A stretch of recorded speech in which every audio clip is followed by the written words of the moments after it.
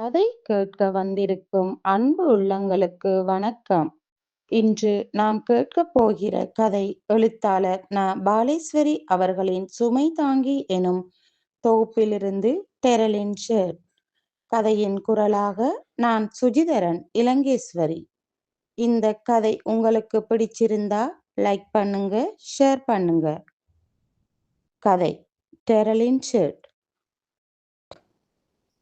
புத்தூர் கிராம பாடசாலையில் அன்று சமய வகுப்பு நடந்து கொண்டிருந்தது. ஆசிரியை உலகத்தில் நடைபெற்று கொண்டிருக்கும் பொய், களவு, சூது, கொலை பற்றி விளக்கி அவற்றின் தீமைகளை எடுத்து கூறினாள்.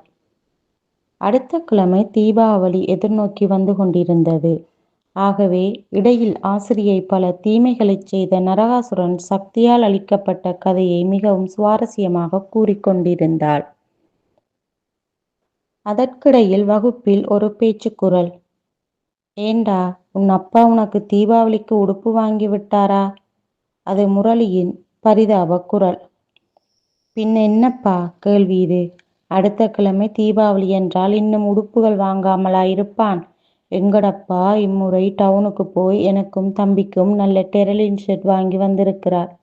உங்க சித்தப்பா உனக்கு வாங்கி விட்டாரா? இது முத்துவின் அனுதாப குரல். இல்லை முத்து, ஏதாவது கேட்டால் என்னை அடிக்க வாரார். உனக்கு என்னடா தீபாவளி? உன்று அப்பன் வைத்து போட்டே போயிருக்கிறான் தீபாவளி கொண்டாட என்று திட்டுகிறார். முகிலனுக்கு மட்டும் அரசன் சீலைக்கடையில் நல்ல காற்சட்டையும் ஷர்ட்டும் வாங்கி வந்து கொடுத்திருக்கிறார் என்று அழுக்கும் போது, யார் அங்கே பேசுகிறது என்ற ஆசிரியையின் அதட்டல் கேட்டு இருவரும் திடுக்கிட்டு மௌனமாகின்றனர். நரகாசுரன் அளவிறந்த துன்பங்களை செய்ததால் பராசக்தி அவனை அழித்து விடுகிறாள். ஆசிரியையின் பாடம் முடிகிறது. திடீரென முரளி எழுந்து டீச்சர் என கூவி அழைக்கின்றான். ஆசிரியை அவனை கருத்துடன் பார்க்கிறாள். ஒரு சந்தேகம் கேட்கலாமா? முரளி எப்போதும் இப்படித்தான், ஏதாவது துருவி துருவி கேட்டு ஆசிரியர்களுக்கு தலையிடி கொடுப்பதில் அவனுக்கு தனி விருப்பம். அதற்காக எந்த ஆசிரியரும் அவனிடம் கோபித்துக் கொள்வதில்லை. அவனது ஆராய்ச்சியும் துணிவும் அவர்களை கவர்ந்துவிடும். ஆகவே சமய ஆசிரியை நளினாவும் அவன் என்ன கேட்கப் போகிறான் என்பதை அறிவதற்காக, கண்டிப்பாக கேள் முரளி என்றாள். பஞ்சமா பாதகங்கள் எவை டீச்சர்? கொலை, களவு. ஆசிரியை முடிக்கவில்லை. கொலை செய்வது கூட பாவமா என்றான் ஒரு பச்சை குழந்தை போல. அதில் என்ன சந்தேகம்? கொலைதான் மாபெரும் பாவம். அப்படியென்றால் கடவுள் கொலை செய்யலாமா டீச்சர்? ஆசிரியை நளினா நிஜமாகவே ஒரு கணம் அதிர்ச்சி அடைந்து விடுகிறாள். கடவுள் கொலை செய்தார் என்று உனக்கு யார் கூறினார்களப்பா? நரகாசுரனை கடவுள் கொன்றார் என்கிறீர்களே. நளினாவின் முகத்தில் புன்சிரிப்பு தவழ்கிறது. முரளியின் புரட்சிகரமான மூளையை அவள் மெச்சுகிறாள். அதே சமயம் குழந்தையின் உள்ள தெளிவு பெற நல்லதொரு விளக்கம் கொடுக்க வேண்டும் என்ற எண்ணத்தில், கடவுள் செய்தது கொலையாக முடியாது முரளி. குற்றம் செய்தவர்களை தண்டிப்பது எப்படி தவறாகும்? அப்படியென்றால் யாராவது குற்றம் செய்தால் அவர்களை தண்டிப்பதற்காக கொலை செய்தால் அது குற்றமாகுமா டீச்சர்? ஏன் இல்லை? மனிதர்கள் செய்தால் அது கொலைதான். ஆகவே அது பெரிய குற்றமாகும். கடவுள் எமக்கெல்லாம் பெரியவன். அவனுக்கு மேலான சக்தி ஒன்றுமே இல்லை. அதனால் அவன் அளித்த தொழிலை செய்தாக வேண்டும். மனிதர்களை பொறுத்தவரை சட்டம் என்ற ஒன்றுக்கு பயப்பட்டுத்தான் ஆக வேண்டும். அந்த சட்டத்தின் மூலம் வேண்டுமானால் குற்றவாளிகளுக்கு தண்டனை வாங்கி கொடுக்கலாம். நன்றி டீச்சர். முரளிக்கு அந்த விளக்கம் நன்றாக புரிந்துவிட்டது என்பது ஆசிரியைக்கு தெளிவாக விளங்கியது. அல்லது முரளி கடைசி வரை நன்றி கூறவே மாட்டான். சாயந்தர மணிச்சத்தத்துடன் பாடசாலை முடிவடைகிறது.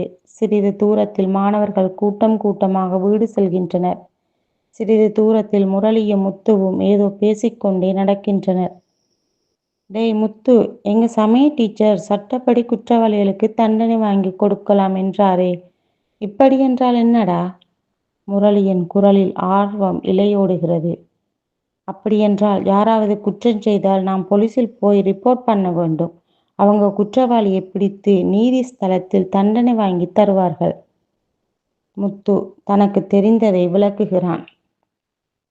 அடே அப்பா, உனக்கு இந்த பெரிய விடயங்கள் எல்லாம் எப்படிடா தெரியும்? என்னடா அப்படி கேட்கிறாய்? நீ முதல்ல எங்க வீட்டுக்கு சாராயம் விற்க வருவாயல்லா? ஆமாம். அப்போதெல்லாம் எங்க அப்பா அந்த கள்ளச்சாராயத்தை குடித்துவிட்டு போடுகிற அட்டகாசத்தை பார்த்து அம்மா கூட போலீஸில் ரிப்போர்ட் பண்ண போவதாக அப்பாவை திட்டுவா. எனக்கும் கூட உன் மீது கோபமா வரும்டா.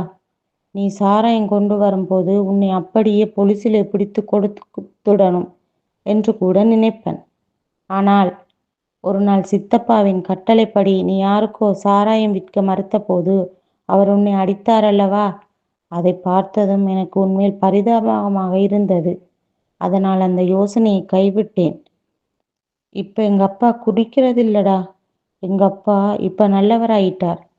ஏண்டா, உங்க அப்பாவுக்கு இந்த தொழில், நம்ம ஊரில் எத்தனை பேர் உங்க அப்பாவை திட்டுறாங்க தெரியுமா?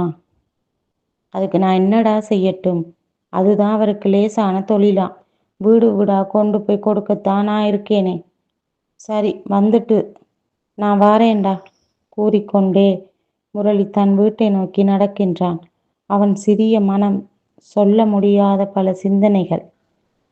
அப்பா அம்மா இருவரையுமே தன் அறியா பருவத்தில் பிரித்தெடுத்து கொண்ட ஆண்டவன் மீது அவன் ஆத்திரம் திரும்புகிறது. அந்த ஆத்திரத்தை வெளியிட துணிவற்று மனஞ்சோர்ந்து வீடு திரும்பும் போது திருவாளர் சபேசன் அவன் வரவுக்காக காத்திருக்கிறார். தன் சித்தப்பாவின் முதற்தர வாடிக்கைக்காரர் தான் அவர் என்பது முரளி அறிந்த விடயம்தான். முரளி, அவர் அழைக்கிறார். என்ன என்று கேட்பது போல் முரளி அவரை நிமிர்ந்து பார்க்கிறான். தீபாவளிக்கு எனக்கு 5 போத்தல் வேண்டும் என்று சித்தப்பாட்டை சொல். அத்தோட இப்போ ஒரு அறை வாங்கி வா. முரளி கேட்டும் கேட்காதவன் போல நடக்கிறான். டேய், நீ எங்க அப்பாவுக்கு சாராயம் கொண்டு வந்து கொடுக்கும்போது எனக்கு எவ்வளவு கோபம் உண்டாகும் தெரியுமா? முத்துவின் வார்த்தைகள் அவன் உள்ளத்தில் சுழல்கின்றன. சி, சாராயம் விற்று பிழைப்பது ஒரு பிழைப்பா? இனி இந்த சிற்றப்பா என்னை கொன்றாலும் நான் சாராயம் விற்க போக மாட்டேன். அது கேவலமான தொழில், கள்ளத் தொழில். ஆமா, பத்திரமாக சீலைக்குள் சுற்றி 1000 முறை கவனம் சொல்லி அனுப்புகிறார். ஏன் வெளியாக கொண்டு போனால் என்னவாம்? சபேசனாகட்டும் குபேசனாகட்டும், இனிமேல் நான் சாராய போத்தல்ல கை வைக்க மாட்டேன். மனப்போராட்டத்தோடு வீட்டை அடைகிறான் முரளி. வந்துட்டியாடா? சீக்கிரமா சாப்பிட்டு போட்டு கந்தையானை வீட்டுக்கு இந்த சாமானை கொண்டு போய் கொடுத்து போட்டு வா. சித்தப்பா சிங்காரம் ஒரு போத்தலை அவனிடம் காட்டி மூலையில் வைத்து விட்டு போகிறான். ஹூம், எனக்கு முடியாது சித்தப்பா என்று கூறிவிட அவன் உதடுகள் துடிக்கின்றன. ஆயினும் துணிவில்லை. சித்தப்பா கொன்று போடுவார் என்ற அச்சம் அவனை தடை செய்கிறது. அவன் மௌனமாக சாப்பிட்டு விட்டு எழுகிறான். அப்போது அவன் சித்தப்பா பிள்ளை முகிலன் கையில் ஒரு அழகான கலர்பட்டியை வைத்து தண்ணீருடன் குழப்பி விளையாடுகிறான். சிங்காரம் வெளியே சென்று விட்டதால் முரளிக்கு சிறிது துணிவு பிறக்கிறது. முகிலனின் கையில் இருக்கும் கலர்பட்டியை முரளி பறித்து கொள்ள முகிலன் வாய்விட்டு கதறுகிறான். ஏண்டா ராஜா, என்னடா நடந்தது? ஏன் அழுகிறாய்? முகிலனின் தாய் கேட்டுக்கொண்டே அங்கு வருகிறாள். அண்ணா பேட். குழந்தை முரளியை பார்த்து விளக்கம் கொடுக்க அவள் பார்வை முரளியின் பக்கம் திரும்புகிறது. கையில் கலர்பட்டியுடன் நிற்கும் அவனை பார்க்க அவளுக்கு ஆத்திரமாக இருக்கிறது. ஏதுக்கடா குழந்தையின் கையில் இருந்த பெட்டியை பிடுங்கி கொண்டாய்? உனக்கு அவனோட சொரட்டு பிடிக்க காட்டியிருக்க இயலாது. அவனை அளவைத்து வேடிக்கை பார்க்கிறாயாடா? இங்கே தாடா. முரளியின் கையில் இருந்த பெட்டியை பறித்து குழந்தையிடம் கொடுத்து விட்டு போக திரும்புகிறாள். அவனுக்கு மட்டும் விளையாட கலர்பட்டி, படிக்கிற எனக்கு ஒன்றுமே இல்லை. நேற்று கூட மாஸ்டர் அடித்தவர். முரளியின் குரல் மெதுவாக கேட்கிறது. நீ இப்ப பெரிய ஆள். உன்ற அப்பா இங்கே நிறைத்து வைத்து போயிருக்கிறான். உனக்கு நினைத்ததெல்லாம் வாங்கித்தர. பேச்சை பார் பேச்சை. பாவம் அனாதை என்று அண்ட வைத்தால் இன்னும் பேசுவாயடா. போடா, போய் உன் சித்தப்பா கூறிய சாமானை கொடுத்து வா. அதிகாரத்தோடு கட்டளையிடும் தன் சிறிய தாயாரை பார்க்கிறான் முரளி.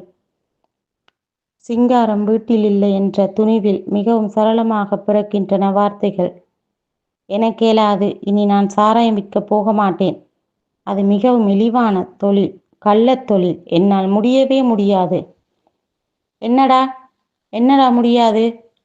வீட்டுக்குள் நுழைந்து கொண்டிருந்த சிங்காரம் அதட்டிய போது முரளியின் கண்கள் அச்சத்தால் கலங்குகின்றன.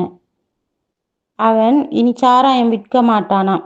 அது இழிவான தொழிலாம். அவனுக்கு இப்ப கலர்பட்டி வேண்டுமா? அவன் சின்னம்மா அவனுக்கு பதிலாக பேசினார். டேய்! சிங்காரத்தின் குரல் சிங்கத்தின் கர்ஜனை போல் துணிக்க முரளி நடுங்கி விடுகிறான். சித்தப்பாவின் முன் அவனால் எதுவும் பேச முடியவில்லை. அவன் குரல் அடைத்து விடுகிறது. அவ்வளவு பயம் அவனுக்கு. போறன் சித்தப்பா, எனக்கு எனக்கு தீபாவளிக்கு ஒரு டெரலின் செட். அவன் குரல் நடுங்கிக் கொள்கிறது. ஹ ஹ ஹ ஹ. சிங்காரம் அகங்காரத்துடன் சிரித்துவிட்டு, டெரலின் செட்டா வேண்டும்? பாவம் என்று ஒரு பிடி சோறு கொடுத்தால் டெரலின் செட் கேட்கும் அளவுக்கு உன் துணிவு வந்துவிட்டது. உனக்கு ஒரு பருத்தி சட்டை கூட கிடையாது. நான் சொன்னதை போய் செய். அப்பா, எனக்கும் டெரலின். மழலையில் கேட்டுக்கொண்டே வந்த முகிலனை அப்படியே அணைத்து, என்ற ராஜா, உனக்கு இல்லாத சட்டையாடா? அம்மாட்ட போய் கேள். உனக்கு அழகான ஒரு டெரலின் செட் வாங்கி கொடுத்திருக்கிறேன் என்று கூறி கெஞ்சிக் கொள்கிறான் சிங்காரம். அந்த காட்சி முரளியின் கண்களை பனிக்க வைக்கின்றன. சிங்காரம் பழந்துணியில் சுற்றி கொடுத்த போத்தலை எடுத்துக்கொண்டு இதயம் நிறைந்த சோகத்துடன் நடக்கிறான் முரளி. போத்தல் அவனுக்கு என்றுமில்லாத சுமையாக தோன்றுகிறது. ஒரு பாவத் தொழிலை செய்கிறோமே என்ற வேதனை அவனை வாட்டுகிறது. போத்தலை போட்டு உடைத்துவிட்டு தவறி விழுந்து விட்டது என்று கூறிவிடுவோமோ என்றெல்லாம் சிந்தித்து கொண்டே நடக்கிறான். அப்போது அவன் எதிரில் வருகிறான் முத்து. டேய் முரளி, எங்கடா பயணம்? ஓ, கையில் போத்தலா? யாருக்கடா? எங்க அப்பாவுக்கு மட்டும் கொடுத்துட்டு போடாதடா. முத்துவின் வார்த்தைகள் முரளியை உலுப்பி விடுகின்றன. அவன் கண்கள் பனிக்கின்றன. ஏண்டா அழுகிறாய்? முத்து தான் வினாவுகிறான். ஏன், அப்பா அம்மாவை நினைச்சேன், அழுகை வந்துச்சு. இந்த தொழிலை எனக்கு செய்யவே பிடிக்கல முத்து. ஆனால் சித்தப்பா விடமாட்டாரே. இனி தீபாவளி முடியும் வரைக்கும் எனக்கு ஓய்வு இருக்காதடா. டே, இந்த மனிதர்கள் இதை ஏண்டா வாங்கி குடிக்கிறார்கள்? அதுவும் ஒரு நல்ல கேள்விதான் முரளி. ஆனால் பதில் தான் எனக்கு தெரியவில்லை. படு கச்சலடா. அதுக்கு போய் பணத்தை எல்லாம் அநியாயமாக செலவழிக்கிறாங்க. டேய் முத்து, நீ என்னடா சொல்லுறாய்? கச்சலடா? அது உனக்கு எப்படியடா தெரியும்? நீ குடிச்சு பாத்தியா? சீ, எனக்கு விசராடா அதை குடிக்க. எங்கப்பா குடிக்கிற போது நான் விரலை தொட்டு நாக்கில் வைத்து பார்த்தேன்டா. அம்மா, பச்சை கச்சல். நீயாவது நாக்கில் வைத்து பார்த்தாய். எனக்கு அந்த மனமே பிடிக்காதடா. அது சரி, இப்ப நான் என்ன செய்யட்டும் முத்து? சித்தப்பா இந்த போத்தலை கந்தை அண்ணன் வீட்டில் கொடுக்கட்டான். எனக்கு முடியாதன்றன். டேய் என்று அது போட்ட சத்தத்தில் தூக்கி வந்துட்டேன்டா. முத்து, உன்ற டெரலின் செட் என்ன நிறமடா? கண்களில் ஆசை பொங்க அவன் கேட்கிறான். பட்டர் கலர்டா. ஆமா. இப்ப இந்த போத்தலை என்ன செய்ய போகிறாய்? பேசாம கொண்டு போய் கந்தை அண்ணன் கையில் கொடுத்துட்டு போ, அல்லது வீணா சித்தப்பாட்ட அடிபடுவாய். முத்து கூறியதும் ஓரளவுக்கு சரியாகப்படவே முரளி மறுவார்த்தையின்றி குறிப்பிட்ட இடத்திற்கு சென்று கொடுத்து விட்டு திரும்பினான். ஏண்டா, சபேச மாமா உன்னட்ட ஒன்றும் சொல்லலையா? வீட்டுக்குள் நுழைந்தவனிடம் சிங்காரம் வினவிய போது அவன் உடல் நடுங்கியது. அதனால் அவன் நடுங்கிக் கொண்டே, ஆமாம் சொல்லிச்சு சித்தப்பா. தீபாவளிக்கு 5 வேண்டுமாம். நான் தான் உங்களிடம் சொல்ல மறந்துட்டேன் என்று சொன்னபோது சிறுவனாக இருந்தாலும் அவன் தன் செய்கைக்காக வெட்கப்பட்டான்.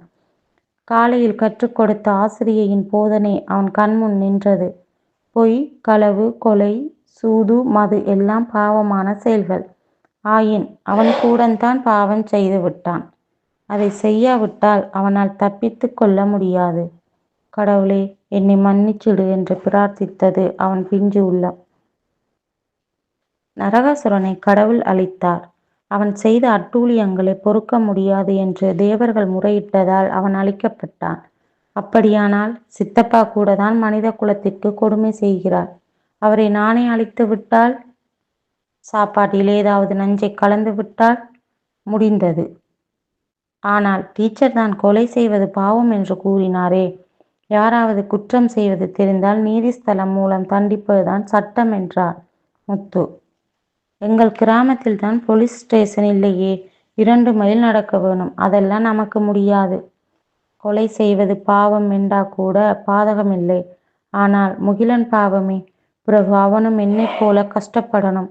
அவன் குழந்தையாச்சே. ச்சே, எனக்கு என்ன செய்வதென்றே தெரியவில்லை. முரளிக்கு வாய் விட்டு அழ வேண்டும் போல இருந்தது. ஆனால் அலுவலகத்துக்கு கூட அவனுக்கு சுதந்திரம் இல்லையா?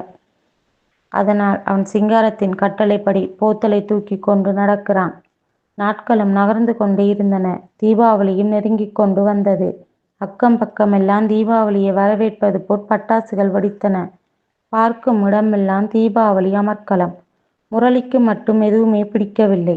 டெரலின் செட் இல்லாமலும் ஒரு தீபாவளியா? முத்துவும் மற்ற நண்பர்களும் டெரலின் செட் போட்டுக்கொண்டு தீபாவளி கொண்டாடும் போது அவன் மட்டும் அவர்கள் மத்தியில் எப்படி போவது? அவர்கள் எல்லோரும் அவனை கேலி செய்தால் டெரலின் செட் வேண்டும் என அவன் வேறு யாரிடம் கேட்க முடியும்? சபேசன் வீட்டுக்கு போய் வரும் வழியில் அவன் புடவைக்கடை ஒன்றுக்குள் நுழைந்து கொண்டான். அவனுக்கு பிடித்தமான ஷர்ட் 18 ரூபாவாம். இவ்வளவு பெரிய தொகை கொடுத்து அவன் சித்தப்பா டெரலின் செட் வாங்கவே மாட்டார். 2 சாராய பொத்தலை களவெடுத்து விற்றால் நல்ல ஷர்ட் ஒன்று வாங்க முடியும். ஆனால் அது பாவமாச்சே. அப்போ புண்ணியம் தேடினால் நிம்மதியாக வாழ முடியாது போல் இருக்கே. சாராயம் விற்று ஒரு ஷர்ட் போட வேண்டுமா? அவனுக்கு என்ன செய்வதென்றே தெரியவில்லை. அடுத்த நாள் விடிந்தார் தீபாவளி. அன்று காலையில் அவனை பாடசாலைக்கு போகக்கூடாது என்று கட்டளையிட்டான் சிங்காரம். காரணம், வாடிக்கையாளர்களுக்கு அவன் போத்தல் கொண்டு போக வேண்டும். சபேசன் வீட்டுக்கு 2 முறை போய்விட்டான். இன்னும் ஒரு முறையோடு சரி. ஆனால் அடுத்து இன்னும் எத்தனை வீட்டுக்கு போக வேண்டுமோ? அவன் கால்கள் வலித்தன. அதனால் வழியில் இருந்த ஒரு மர நிழலில் அவன் போத்தலுடன் அமர்ந்து கொண்டான். 2-3 நிமிட நேரத்தில் 2 போலீசார் அவ்வழியே சைக்கிளில் போய்க் கொண்டிருந்தனர். இப்படி இருந்துவிட்டு எப்போதாவது அபூர்வமாக போலீசார் போவது அந்த கிராமத்தில் வழக்கம். அவர்களை கண்டதும் முரளிக்கு ஒரே ஒரு சிந்தனைத்தான் தட்டியது. அவன் திடும் என தன் கைகளை காட்டி அவர்களை நிறுத்தினான். அவர்களும் நின்றனர். அவன் சீலைக்குள்ளே பத்திரமாக வைத்திருந்த போத்தலை எடுத்துக்காட்டி, தன் சித்தப்பாவின் கொடுமையை பொறுக்க முடியாதது தான் இப்படி சாராயம் விற்க வேண்டிய நிலை ஏற்பட்டது என்று கூறி தன் சித்தப்பா பற்றிய விவரங்களை எல்லாம் கொடுத்து அவரை கைது செய்தும்படி பணித்து தன்னை மட்டும் காட்டிக் கொடுக்க வேண்டாம் என்று கேட்டுக்கொண்டான். சிறுவனின் நேர்மைக்காகவும் துணிச்சலுக்காகவும் அவனை காட்டிக் கொடுப்பதில்லை என்ற தீர்மானத்தோடு அவனை விட்டு சிங்காரத்தின் வீட்டை நோக்கி நடந்தனர் போலீசார். முரளி வீடு திரும்பிய போது வீட்டில் பெரிய அமர்க்களமாக இருந்தது. அவன் ஒன்றும் அறியாதவன் போல் ஒரு மூலையில் சென்று பதுங்கிக் கொண்டான். வீட்டு சாமான்கள் எல்லாம் போலீசாரால் சோதனையிடப்பட்டன. அப்போது முரளி என்று ஒலித்த பரிதாப குரலை கேட்டு அவன் திடுக்கிட்டான். சிங்காரத்தின் மனைவி அவனது சின்னம்மா 2 10 ரூபா நோட்டுகளை அவனிடம் நீட்டி, இந்தாடா, நீ விரும்பிய ஷர்ட்டை வாங்கிக்கொள். போலீசார் உன்னிடம் ஏதாவது கேட்டால் சித்தப்பாவுக்கு எதிராக எதுவும் சொல்லாதே. கண்களில் நீர் திரையிட்டு நின்றது. முரளிக்கு அவர்களை பார்க்கவே பரிதாபமாக இருந்தது. ஆனால் அவனுக்கு வேண்டியிருந்தது ஒரு டெரலின் ஷர்ட்.